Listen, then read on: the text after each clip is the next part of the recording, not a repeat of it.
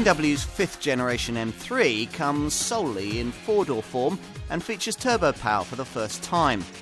Under the bonnet, there's a smaller straight-six 3-litre engine with greater power for track heroics you'd never think could be so effectively combined with the more mature manners of a sensible sports saloon. For the right kind of buyer, it's quite a car.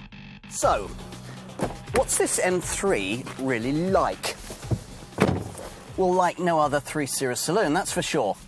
You realise this as soon as you hit the start button of this 5th generation F80 series model and the twin-turbo straight-six engine fires up with a throaty roar. The noise may not be quite as emotive as the Revy V8 used in this car's direct E90 series predecessor, but it'll still alert the neighbours to the fact that something rather special is sitting on your driveway. With a big, normally aspirated engine fitted up front, the previous generation version of this model required selection of a lower gear for instant acceleration below 4,000 RPM, so you constantly had to keep the engine spinning, which was fun if you were in the mood, but a little tiring if you weren't. Now, thanks to 550 Newton meters of pulling power this time round, that's not necessary here. You simply plant your foot in almost any gear and it goes very fast. 50 to 75 miles an hour in fourth, occupying just 3.5 seconds in the manual model and 4.2 seconds in this auto version. True, there isn't the razor-sharp throttle response you only get from normally aspirated induction, and I rather miss that, but turbo lag is slight, and once the blowers have spooled up, they're your passport to absolutely ridiculous speed. Here I've got the MDCT twin-clutch auto version that almost all buyers choose, though unlike Mercedes and Audi models in this segment, BMW does still give buyers a manual stick-shift option. Overall, there's no doubt that this remains the proper driver's tool its predecessors always were. It's not as light and chuckable as those earlier M cars, weighing in at 1,500 kilograms. It can never be. But then BMW makes a M235i model you should try if that's more the kind of thing that you're seeking. The M3 has moved on, but kept the spirit of the original. Is this how buyers will want their M car to look?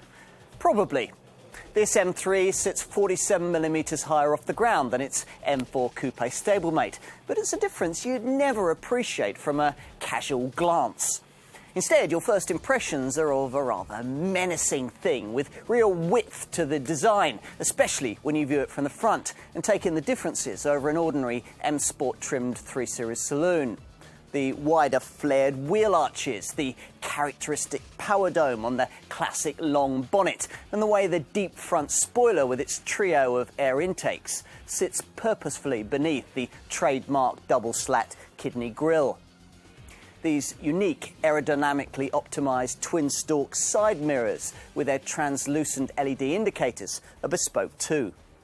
It's just as good inside too, where you'll be greeted by an intuitively designed cockpit, the centrepiece of which is the M leather steering wheel with its M-Drive buttons for personalised vehicle setup. On M double-clutch transmission models like this one, you also get gear shift paddles with a cool metal finish. And through the stitched wheel, you glimpse a purposeful set of motorsport-derived dials with a segment beneath the rev counter showing the various suspension, throttle and steering setup options that you've chosen.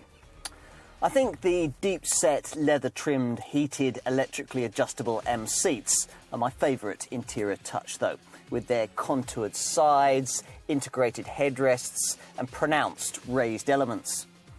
BMW's M3 is different from the car it used to be. Of course it is. The Munich maker now has smaller, more agile motorsport-tuned models like the M235i, if all you want are tarmac-tearing thrills. So this Mark V M3 had to evolve into something a little more grown up, without losing the raw dynamic excitement that's always characterised this iconic badge. Tough to achieve at the same time as meeting demands for weighty safety legislation and eco-minded engineering. But not impossible, as this 5th generation model proves. Yes, it's lighter, much more economic, and better able to pretend to be nothing more than a luxury sports saloon if you're not in the mood for motorsport's magic.